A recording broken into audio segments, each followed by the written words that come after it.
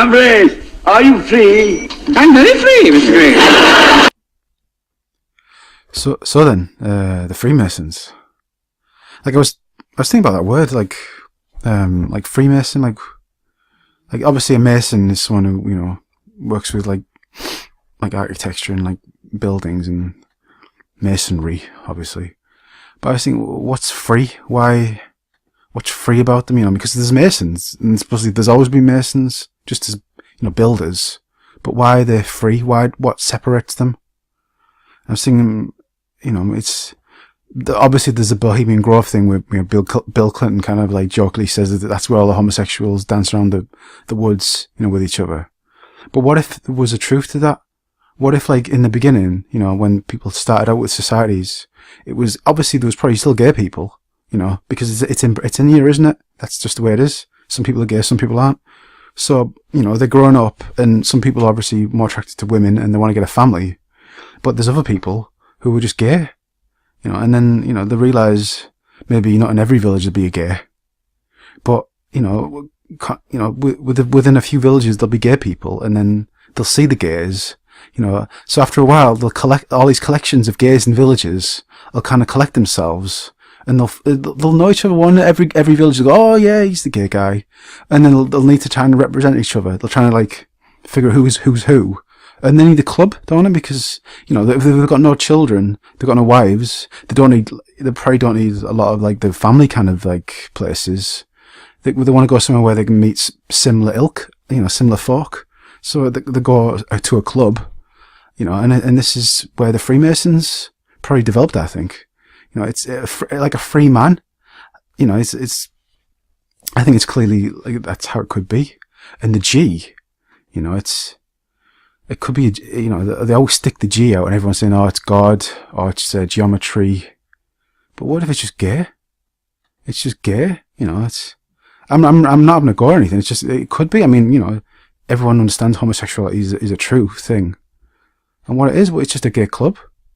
And obviously it's built up, you know, there's factions and all kinds of things inside that.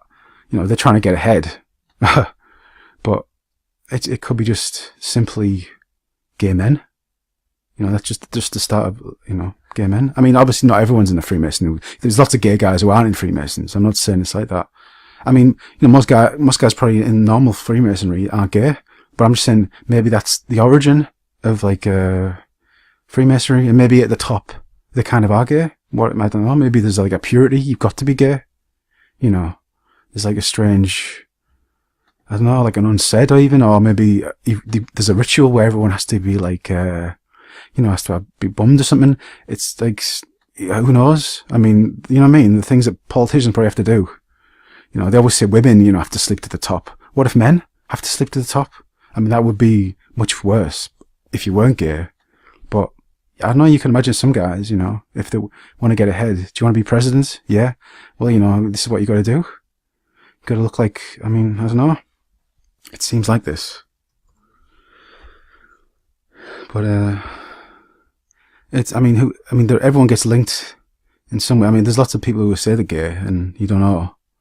But, I mean, I don't know. But then, yeah, it's like, and I was thinking about like the sausage. Like everyone kind of accepts in some way that the penis is a sausage. Like, oh, look at his little sausage. Oh, he's got a big salami. Like it's renowned, you know, in daily life. People will always say, but I was just thinking, why do we still have the sausage? Everyone's aware they're tucking into a penis. Yet no one's like, what are we doing here? This isn't real. It's not like sausages grow on trees like that. And everyone's just picking them off. And everyone's just thinking, well, that's just nature, you know, fair enough. They've been formed that way, you know, by hand or a machine to look like that. I mean, it's kind of odd, isn't it, really, I think, how we still, like, accept the penis every day. Like, you know, I don't know, macho men, like, heterosexual men having, like, sticking, like, a sausage in their mouth every day. It's kind of odd, I think. I don't know. I mean, be like, oh, shut up, it's just a sausage. Get it in your mouth. Get it in. But you'd think they could form it in another way. It doesn't have to look so much like a penis. I mean, alright, it's all like one. It doesn't have like a bulbous end, but surely that would be too much. But I have noticed in like other forms, there's like when you get into it, like a sausage won't have the veins, but if you ever open like a Snickers, I mean, there's a lot of like veinage, like lots of like, I can't think of the word, like, when like a muscly guy has all them veins popping around him. It's kind of like that. It's like a veiny Snickers bar. Shouldn't it be smooth? Like there are chocolate is smooth. When you buy like a bar of chocolate, it's never got veins on the top of it, all like veiny and weird. But the Snickers bar is full of like pulsating like veins, and what is that about? Is that some kind of like sick joke? Again, like the sausage. Are we being sold the sausage, but with Snickers? It's I mean. You tell me I'm crazy. Maybe I am. Maybe I'm looking into something. Maybe it was some kind of like, it was a fault at the beginning, and then it just grew to be this like, I don't know, just the thing that we need the veiny thing. Oh, you haven't got it. Oh, you've got a smooth Snickers now. Oh, we can't have that. But it just looks like, I mean, obviously it looks a bit like a black penis. I mean, there's no denying it, is there really? I mean, it's not a white penis, but I mean, it's definitely there. I mean, they're selling you black penis with Snickers bar and Mars bar. Mars bar's the same, Again, veins all over the top. It is peculiar. So next time you tuck it in, think of me. And also, like when we think of like a real man, Gillette, the best of man. If you ever look at his shaving form, always phallic, always like. Terribly phallic. It's like, why do they need to do it like that? Surely they could put it in a different like decanter or something. But it's always macho, and like this is the size you should be. It's like they're trying to show you this is a real man. Like a woman could use that. That's what it's like. It's like it's how crazy it is. Like they're shoving it in your face. But anyway, there's just a few thoughts. Maybe it's complete nonsense.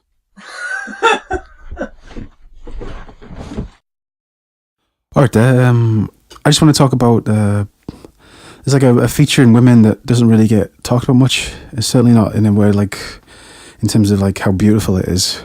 I think it's quite a feminine feature, but I've never really ever talked about it. There's no FHM, like the poll or anything about it. But anyway, it's about something that I like, and I bring to you. The most attractive pea-headed women of all time. Yeah, so number 6 is Maya. She's a pop star. She was on a big song with Pink and Christina Aguilera. I think it was Lady Marmalade. I don't know why people say Lady Marmalade. It's Marmalade, but that's what it was called. It was like a French thing or something. But she has a beautiful little pea-head. Never gets mentioned or anything, but that was always noticeable. I found that quite beautiful. And number 5, this is the Avatar girl. I think she's really called Zoe Saldana. But I prefer her as Avatar. I think she looks better because she has such a long body, and it accentuates that pea-head. Looks beautiful. Blue looks good on her as well. For some reason, it's amazing they've never done more about that. But yeah, a great pea-head. Oh, this is like a classic pea-head. This is Audrey Hepburn. She always had a beautiful little pea-head, I suppose. But it's disgusting what they've done on that advert, like the Cadbury's advert. It made it look like an old Irish man. It was awful. Didn't show it off at all. But she's got people always say she's beautiful. And this is Emily. The Blurred Lines girl, Emily Ratajkowski, and she's got again a beautiful pea-head. It's never really mentioned. I was talking about the body, but I think the pea-head is the major factor of the beauty. It's just not mentioned ever. How beautiful the pea-head is. And yeah, like, look at this pea-head, it's incredible. I mean, people will always talk about like the boobs and that, but I think without a pea-head, if she had a man head, it wouldn't be quite as good. It really accentuates it, makes the boobs bigger and the pea-head smaller, and it's just so feminine as well. Gadgies don't have, you'll have a man head. Like lots of women have man heads. It'll be called man head, and that can be beautiful, can it? The most feminine aspect of a woman is the pea-head. You don't get guys with pea-heads. Unless it's deformed. I mean, that's fair enough. But a normal guy, he'll have a man head. Most guys are man heads, and she has a beautiful little pea-head, and it's just fantastic. Never said that on Mad Men, though, did it? Never said, oh, she's got beautiful.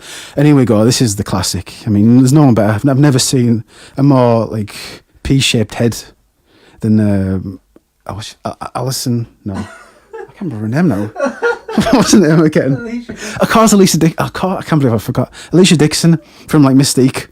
And, like, this is a great example as well. Is like look, you can see, like, a normal guy. He won't have, like, an enormous head. He'll have, like, a general man head. But look how small her hair is. Look how sexy a little Pea-Headed is compared to him. It's just so feminine, you know. But no one ever says it. It's if like it's a problem with her. But yeah, just greatness in P form. So then, evolution. This is what we're all sold, I guess. It's the chimp to hairless man, I suppose, hairless Jesus. Or is chimp to hairless Jesus? That's what it seems to be. Chimp to hairless Jesus. But I think if anyone got the day, they realise there's something else there, and I know this because this has personally affected me. I realise this every day. I look in the mirror that there's some people who do like chimps, but for most of us, I'd say we don't look very chimp-like. It's there's something else going on, and it's in the face. I don't know where it's from. I don't know if it's, maybe you could say it's a past evolution stage, like what we're in right now, that people aren't embracing or telling anyone. But the fact is, it's not just chimp to man. There's other animals involved. There's a whole, like, spectrum of animals, a whole jungle of beasts that have somehow fused their way into humans through the facial features. And it's I've noticed it recently because of American television and the British, there's been an invasion of pigs.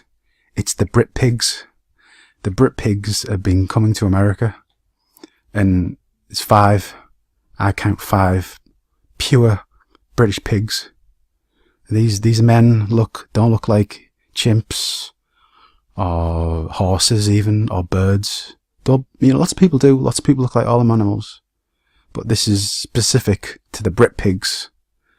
The Brit pigs who have invaded America. And if, like, the rundown is, if we could start. Is that like a cue for like a... We could start with the first. So here we go. Here he is, the alpha, I'd say, in the trough. He's butting everyone off. Gordon Ramsay. He's pure pig. Look at that. Look at that hog. He's always. I mean, he can't disguise it, even if he grew a beard. I've noticed a lot of these pigs grow beards nowadays, trying to, like, hide the piggishness. But he's always there. He's pure Huxley. And so he's number one, I would say. He's one of the obvious ones. Well, they're all pretty obvious actually, but yeah, he's a big deal in America as well. Like, they love him. Like the Chef Ramsay. I don't know why they call him Chef Ramsay, but that's what he gets called. So yeah, pig to pig. So Like, this isn't going to be too good. If it's like, do you want to start again, or okay. Is that? Do you want to keep bits of this and chop them up, or? Yeah, we'll just go to the next one. That's all.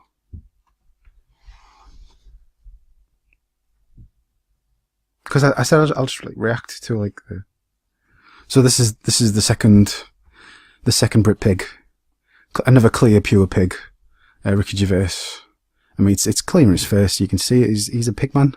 He's got a pig snout. It's just clearly a pig. I mean, tribes along ago said what they were, like, humans taste like white people. There's long pigs. They would be called long pigs. I mean, there was even a famous rock band called the Long Pigs. It's true. White people are very pig-like, and some of them are pure, like, facially. And Ricky Gervais is, I would say, one of them. I mean, everyone knows pig people. I'm sure, whoever's watching this, you'll know people in your family even, or people you've been to school with, or work with, they all have very pig-like features, you know. And why is that? That's, you know, that's, evolution never talks about that. Why has that happened? You know, this is a very pig-like man. Even on occasion, people have like said to him, he was pig-like Louis C.K. on Richard and Judy. He once, because Ricky Gervais was calling him like ginger. You know, he's like trying to get a joke out of his gingerism, but he was like, well, yeah, this is. I'm offended by that because Ricky Gervais looks just like a pig, and it's in a way. Obviously, he was trying to offend him back, but he was being truthful. Though he was like, because he was stating what he saw, and it is true. He does look like a pig. You know, that's the thing. Got nothing to do with trying to slur someone. It's not a derogatory statement. Though people will say it when they've been slighted, and the reason they'll say it is because there's the truth coming out. You know, that's the problem really with it, with this whole argument. The truth only ever comes about through hatred. But we've got to look past that. We've got to look past that and face the pig that we are. I mean, it's there. It's definitely there. So so Gordon Ramsay, Ricky Gervais, that's 2, and there's. Just gone in the bath. You don't need the bathroom there. And Jim Morris won the. Oh, It's alright. Jim Morris won the Italian Open. Right. It's alright. So he's the teen pig, the teen piglet. Again, pure pig. The piglet. He's like the cute pig.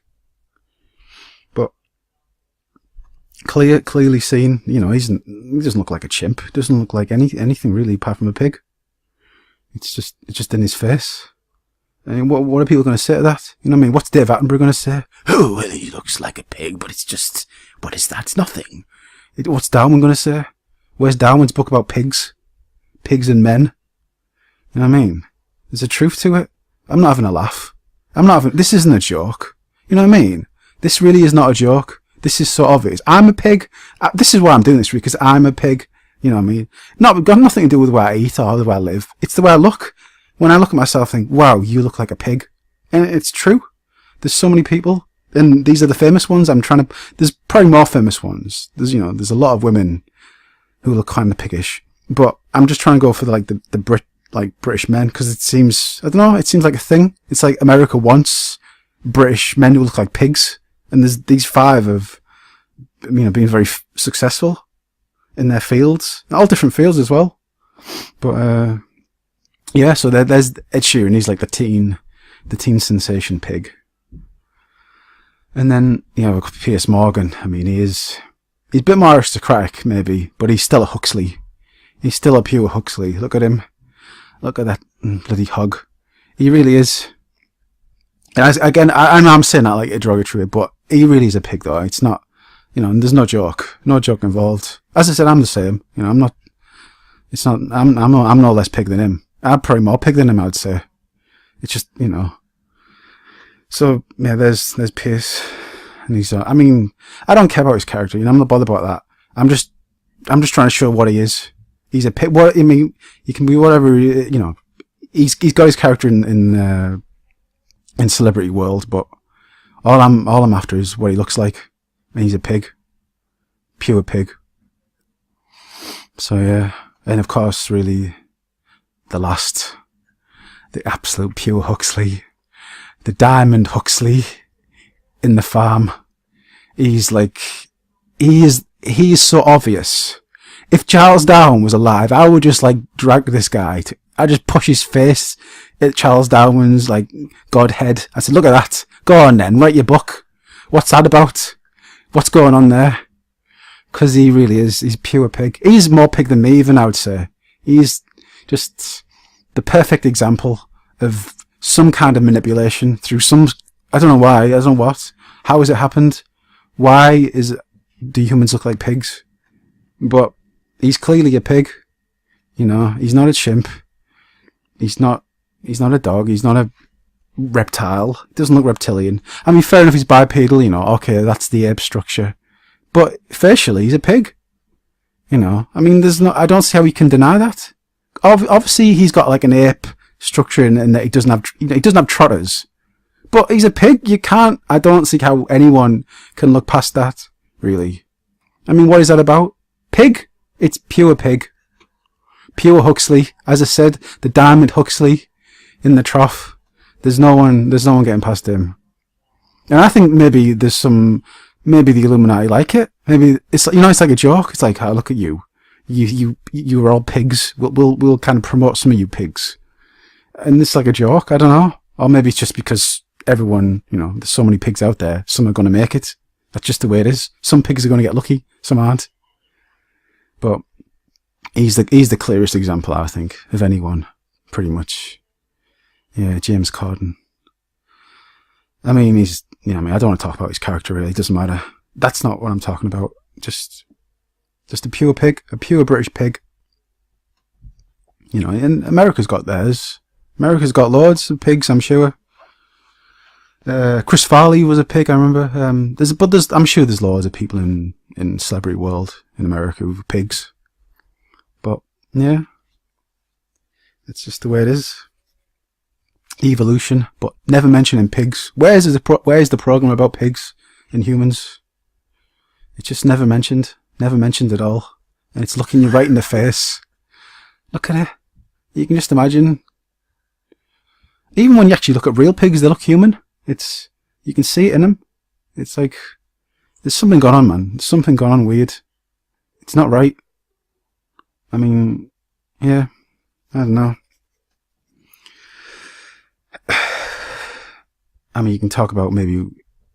I mean, I don't think humans really... I don't know, pigs are a weird thing. I mean, humans can have a pig heart, can't they? Humans can have a pig heart if they need it. If their heart's no good, you can take a pig's heart and put it in. No, job done. No worries. Off you trot. It's... I don't know. But it's very odd. And it's certainly not what they're telling us. Something's going on. Or something has gone on, I would say. I would think so. I mean, I'm sure there's always been pigs as well. You could maybe say, well, it's some kind of evolutionary stage where we're moving towards a pig. We came from the chimp, but now we're moving towards a pig. Due to lifestyle and I don't know. But I don't think so. I think it started with the pig, I think. It's more like that, really. It starts with the pig. You might maybe it does end with the pig, I don't know, but I would still say it starts with the pig. They'll do this, they'll put the pig on the end. But no, it's because it starts with lots of animals, that's the thing. It's not just a pig. I'm just talking about a pig because I know that it won't offend anyone really, the pig. I won't talk about anyone else because I know people will get offended. So that's fair enough, whatever. Today it's just about the pig. The Brit pigs. The 5 British famous pigs in America. Who are also, all over the globe. There'll be Australian pigs. Caucasian generally. Generally. That's the way it goes. For white people. White people are pigs. That's just the way it is. And that's about it, really. Yeah. Okay, so this is just the final thing. I don't want you thinking that they're men. I'm talking about they're men because they're fat. Gordon Ramsay's not fat. He used to be fat, but I'm just saying, look, this is a man who's a pure pig. He's skinny, and his name's Kevin Bacon.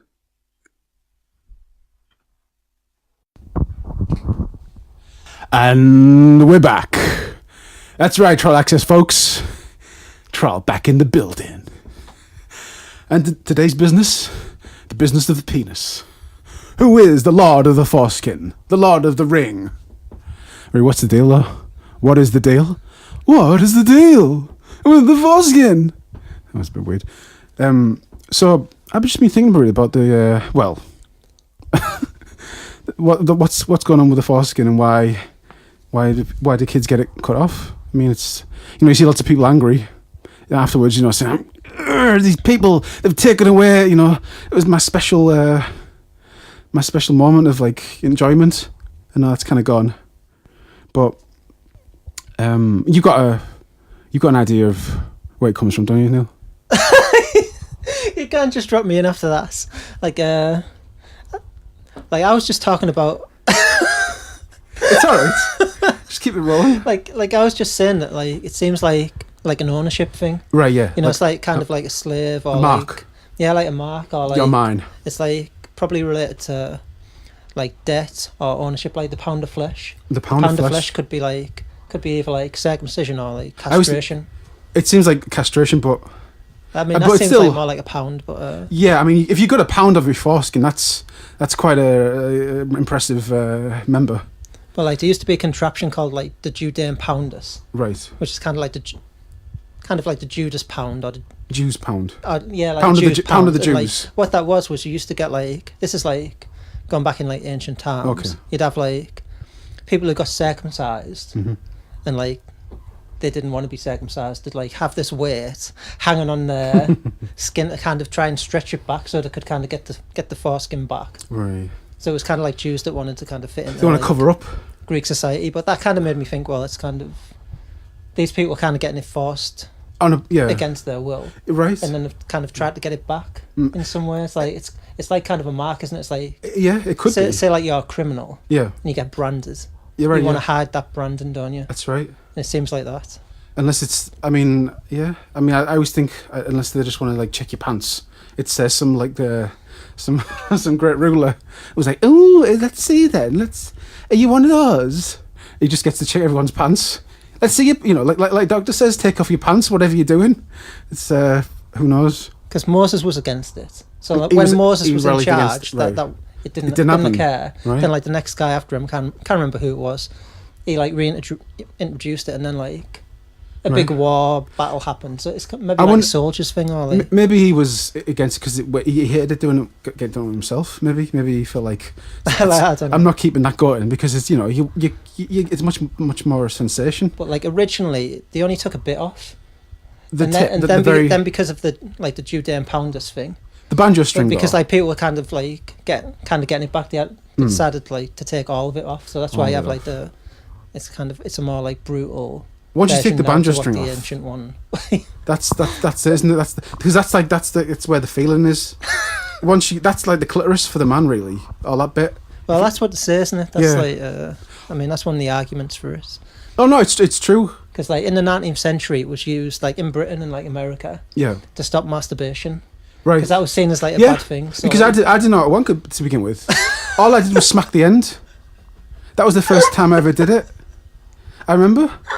I only noticed it because people would always use that, like, "Ah, he's a fucking wanker," and they do the action. I'm like, oh shit, yeah, that's actually really good. It's much better than what I was doing, because I was going right to the point. You know, I was hitting the nerves. I was just hitting the nerves. Like, I was going, you know, because the rest of the shaft wasn't really giving me anything.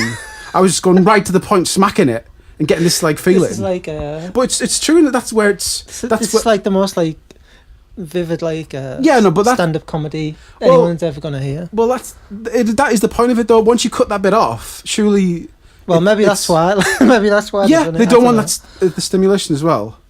But I would think as well, maybe what if like people said, you know, maybe the ruler was a woman, maybe, and So you're saying like Amazonian women? Yeah, forced. I like the idea that maybe it's a somewhat sensible idea that, you know, in the past maybe men realised that it's better if women like dictate like all the rules and things, because they're less likely to be you know, got less testosterone in them, they're less likely to be ruled by they don't have a cock, so they got ruled more by the head than the genitals. But maybe over time women decided like, whoa, it's, you know, they don't like to see it's a bit, you know, they don't like the smegma, it's just nasty, like take the tip off, hey, so take your tip off, you know. But and who knows, maybe it could have been a thing. And then and that's why in Africa the women get, you know, they get circumcised now, because it was so long the other way. The men have so it's like a revenge act. It's a revenge, like, I have been getting my penis cut off for so many years, now it's your turn. You will have it now for thousands of years. I will cut your fanny off. It's like, it just seems like it's a weird thing. And it's, I mean, people say, you know, the blacks were the original Jews and that, but that could be Like, the thing is, a lot of Jewish people are against it as well. It's only like the strict ones, like Right. like Theodor Herzl, yeah. who was like the founder of Zionism. Right. He like refused to have his Because you could have understand his son like once you, circumcised. So if you it's didn't not- it's have like, that, it's kind of it's there's no reason why it should be yeah, it should be like forced on anyone. it shouldn't be forced. Of course not. It's ridiculous. I mean, I don't see how any can rule ever happening. Really, people say, "Oh, it's because there are sand people. You don't want sand in there." But I mean, it's, Well, that was like a thing in like because like soldiers were kind of forced to do it. It's like Korean soldiers, like Right. American soldiers, whatnot. yeah. And there was the thing like the sand in the, I think it was like sand in the pants or something that was like that like the soldiers used to get like an irritation. But like Right. the Italians and But- the other ones that didn't get circumcised, they didn't like. The hump in the experience it. ground where you would No, never. well, it's gonna like annoy you, isn't it? If you've been I don't think sand would if get. you've had that done as an adult, you're gonna like. Oh yeah. It's gonna be uncomfortable, I would imagine. I mean, it's just. I just don't see how sand's getting in there unless you really. Well, it wasn't actually sand. But just- Are you saying like sand for in the Middle East? Yeah. Or anything like. I think they just used that as a term, but Right. But I mean, there is a, you know, I don't know, it does develop certain, like, it probably does harbour some kind of like dirt, I guess. But I mean, I don't know, it's a weird old thing. I think lots of black guys.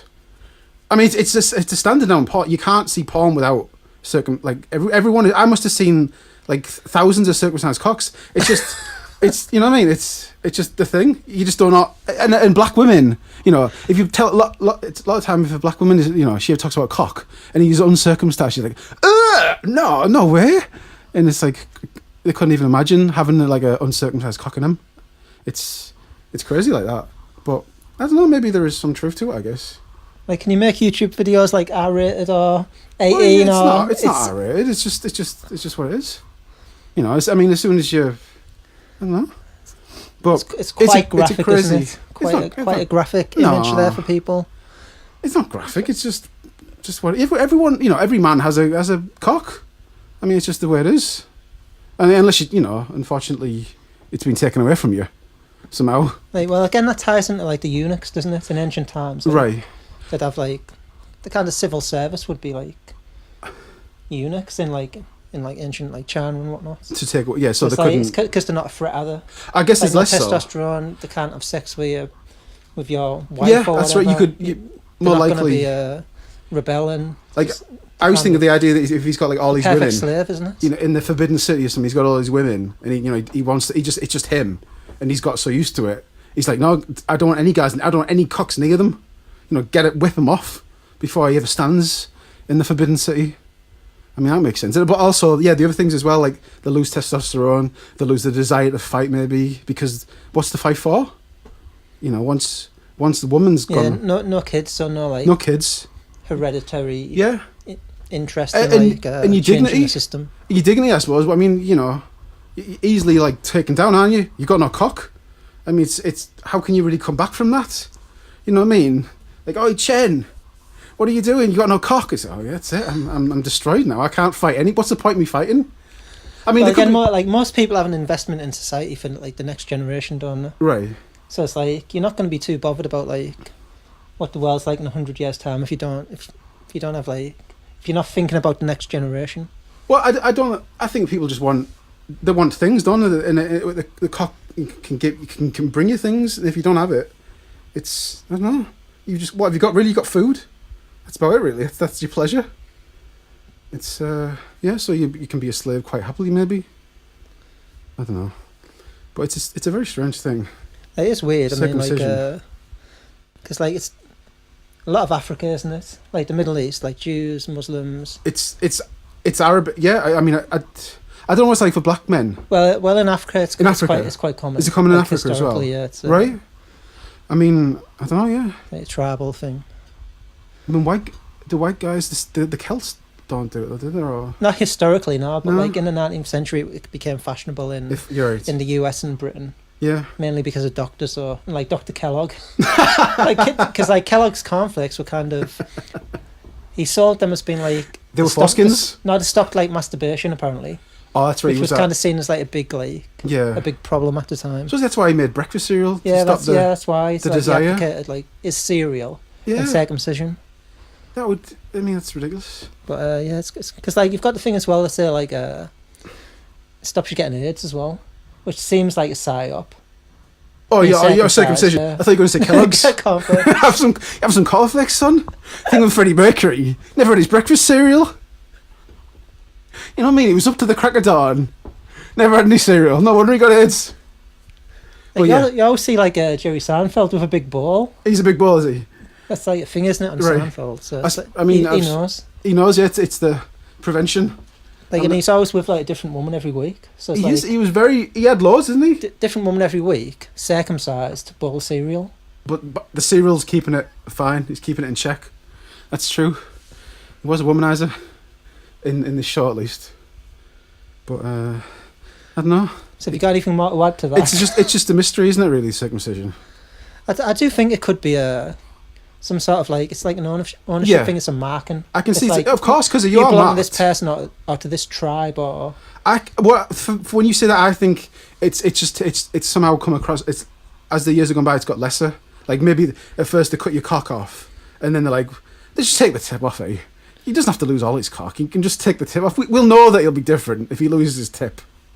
So maybe it's like some popes like had decrees where they said like Jewish people weren't allowed to circumcise their slaves. Right. So again, it's kind of it suggests it's like it's an economic thing rather than a religious thing. Yeah, I mean, I guess it's like like a possession type. Yeah, you're a slave symbol. If you've got a circumcision. It's like, why would they bring in the more aggressive form where they take it all off? Right. If it was just a religious thing, it's kind of you need to be seen to. Right. You can't hide it. It's like you're marked for life. It's true. Yeah. It is. It's barbaric. The old pound of flesh. However, yeah, the pound of flesh. Well, that's it. Really, we don't know the answer, but it's yeah. Discuss among yourselves.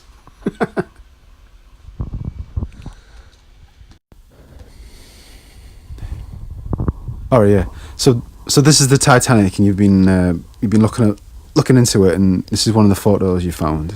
Well, yeah, I've just been checking into like the survivors, the victims, looking at the old photos, seeing if the stories check out. And I found this picture, Ruth Becker, famous Titanic survivor. She features in like the documentaries and whatnot. And like, if you see this picture, have a look. It's clearly like doctored. If you look at like the shoulder of the girl's arm, it's in front of the woman's head. You're right. When she's actually behind both the woman and the children. It is weird, isn't it? It's so like it's clearly been doctored. Like you can see the shading as well. She looks so white. Very white, very big. Yeah. It's just been like popped in there. She's like a ghost. So it's like, why are there forging pictures of Titanic survivors? Like, I mean, yeah. Well, why would you do that? And they probably couldn't have done that. I don't know. Could they have done that a long time ago? Well, I mean, this could have been done in the 70s when she started like doing TV interviews and that. It could be Ruth Becker. Yeah, but right. Is that? But I mean, how many photos out there faked? Yeah. Or just of people. Could be anyone, couldn't it? I mean, some random person. I mean, the whole thing seems odd to me. I mean, I don't know. Any time now when I see like a true story come to Hollywood, I'm kind of like suspect.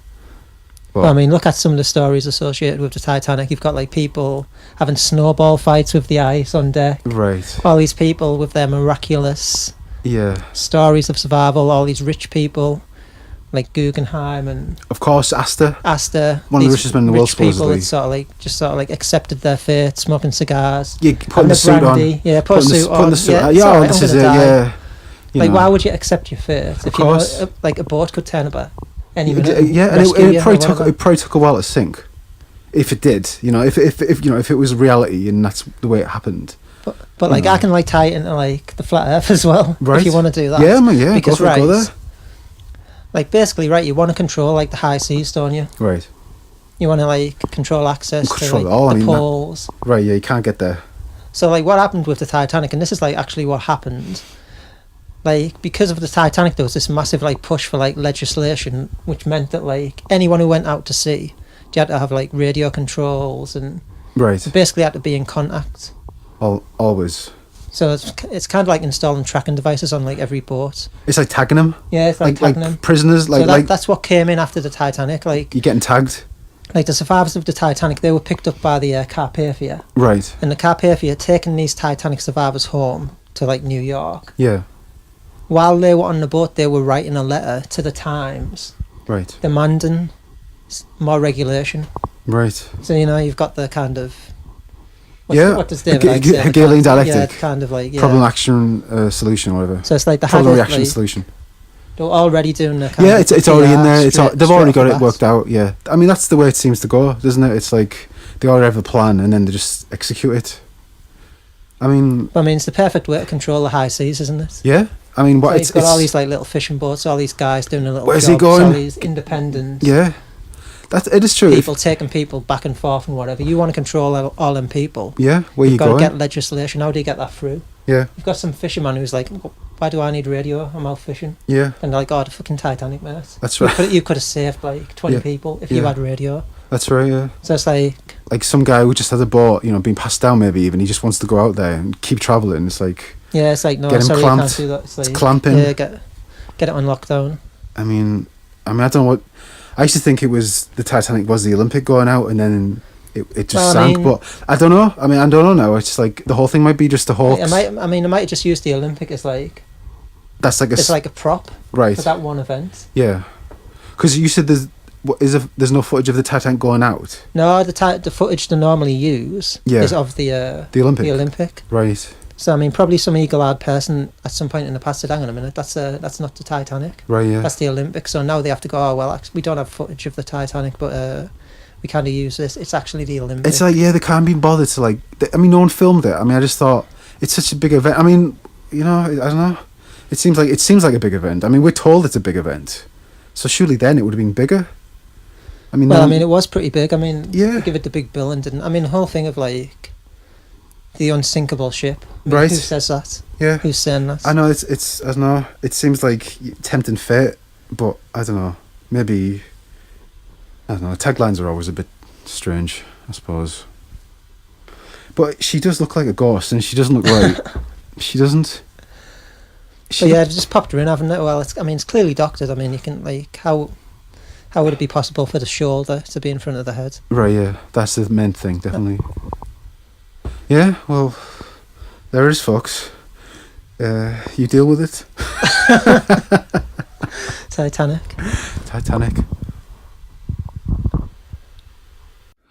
All right, there. Okay, so I got another video for you, I suppose. It's I've just been thinking about Concorde. Really, it's a bizarre thing, Concorde, and flight in general is like scary, I suppose. But I suppose I think about Concorde because of flat Earth, and there was footage from it saying like, oh, you could see the curvature, and then some other guy on YouTube was saying, he showed footage and it wasn't there at all. But just the whole thing of Concorde is odd to me because people really don't like plane flight. It's never a topic that everyone would like say, oh, I'd love to do that. But Concorde is like, when people have bucket lists, people will always say, oh, I'd love to have been on Concorde. Oh, it would have been great. Oh, yes. Oh, I know it cost so much money, but I'd love to have gone. Like, that was something that people actually loved. They would love to do it. It's just, the flight's going to be just as bad, but people, I think, would have loved to go on Concorde. The fact is, most people who say that could never afford Concorde, And the point is this: it's the airline system is a class system that is, I think, really quite true. It's much truer than the land system. The land system is just, bedrooms and garden, basically. If you've got a 5-bedroom house, you can be middle class. If you've got a 2-bedroom house, you're working class. That's basically how it goes. But in the air, I think everyone really is kind of like economy, business, or first. But I can't believe people in first class. Where's Bill Gates? How is Bill Gates flying?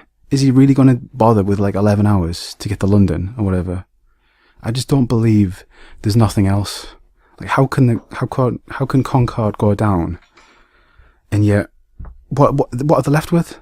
They can't be just left with 11 hours in the sky, because a plane flight is awful. It's absolutely terrible. It's too long to go to sleep. It's too long for everything, basically. Like, Concorde was great because it was like 3.5 hours supposedly to New York from London. And that's like a long movie, really. That's great. And I can't believe the elite, whoever the elite are, even people who have millions of pounds, I can't believe they're going to go back now to long flights when there was the fact is, right, Concorde, supposedly, what happened was a titanium strip was dropped by a DC-10 onto the pathway, the flight path, and the runway. And what happened supposedly, Concorde went along, and its tire got punctured, and so as it flew up, the pressure somehow destroyed one of the engines, and that caught fire. That's supposedly the truth, So officially it had no problems, yet they grounded them all and stopped them all. But that can't be the truth, because before that, none of them crashed. And people could say, "Oh well, yeah, there's not many Concordes though." But still, all them years of flight, none of them have crashed. And above that, the public love Concorde. Yeah, they take it out of circulation completely. Nothing more.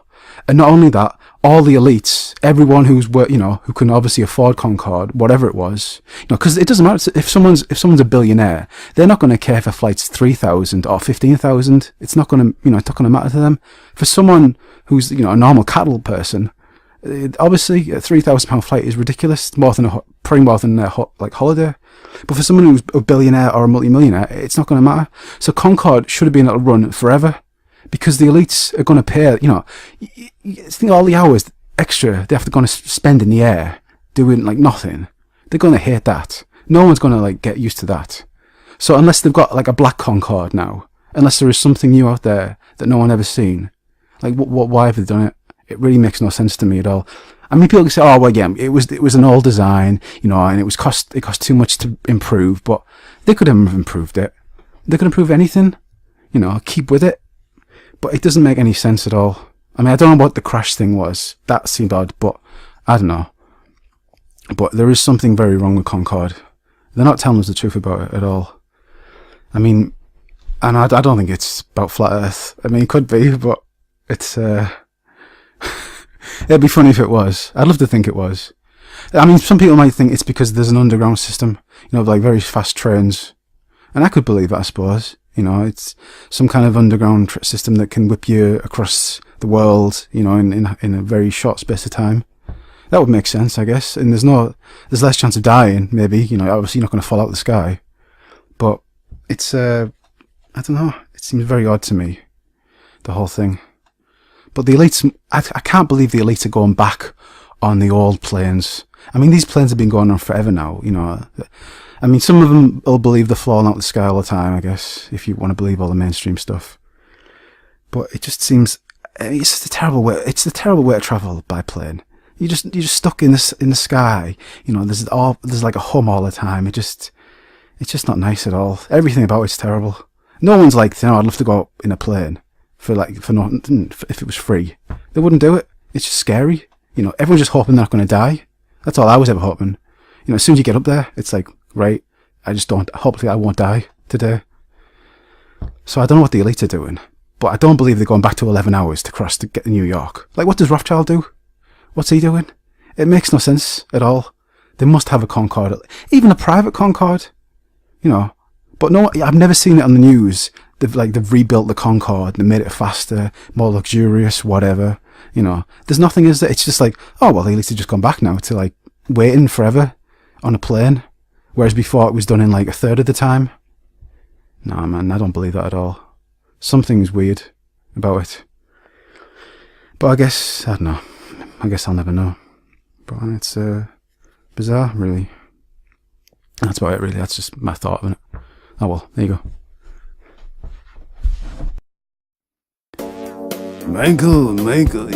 Michael, he said, "I am the one, but the kid is not my son."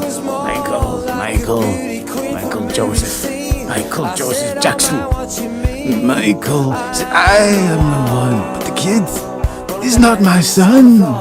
Yeah, Bob Dylan, isn't it, really? Anyway, alright everyone. I'd just like to talk about Michael Joseph Jackson.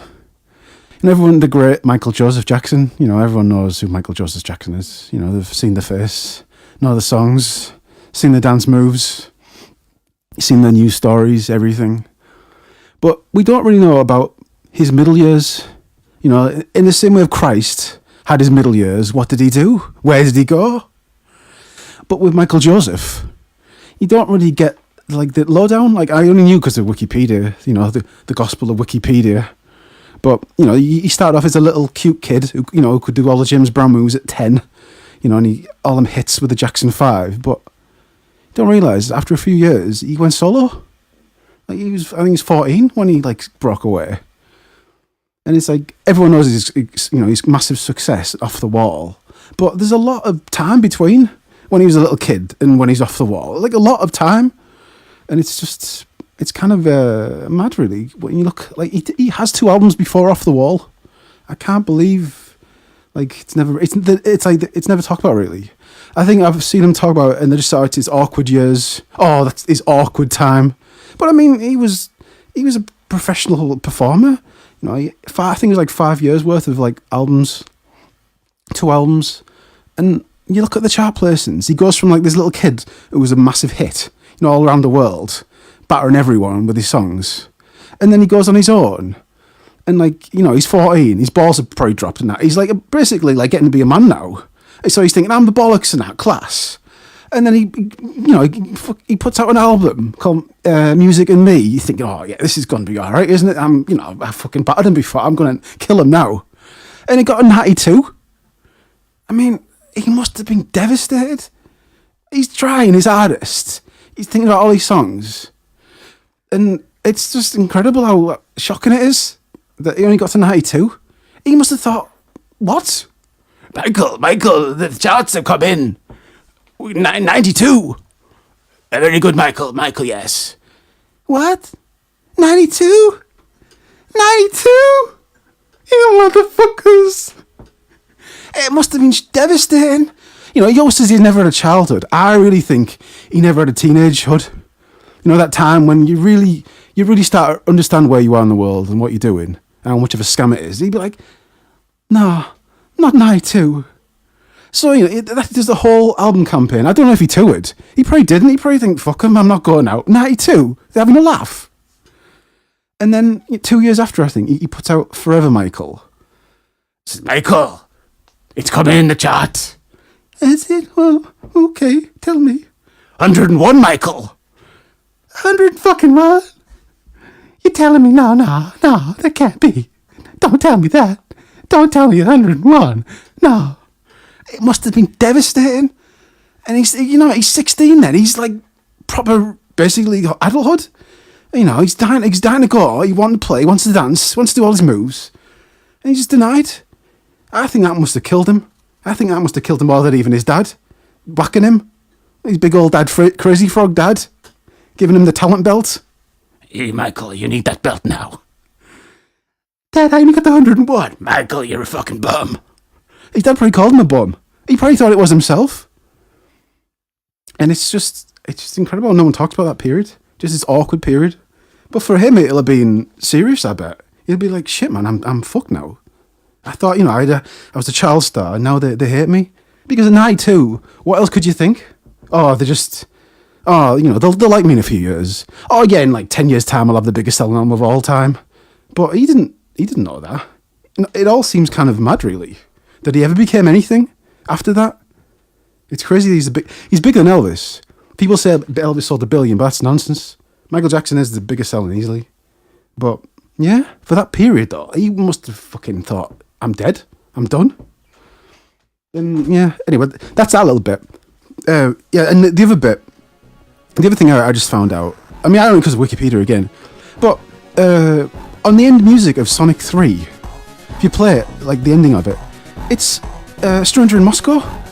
Like the tune is A Stranger in Moscow.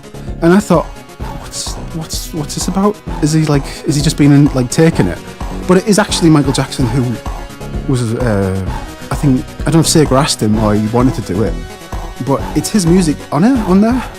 Like that became Stranger in Moscow. Like that was his music originally on Sonic 3, and that became Stranger in Moscow. He just like adapted it even more. He adapted his own like track to become Stranger in Moscow from Sonic 3. Isn't that weird? That's like it's just a little daft like thing, but it's kind of crazy that.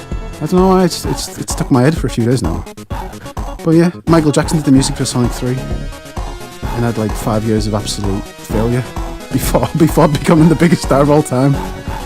So yeah, I don't know, he's a funny guy, Michael Joseph Jackson, I guess, but who knows what he was really like. I mean, was he a pedo or bear? I don't know, but whatever.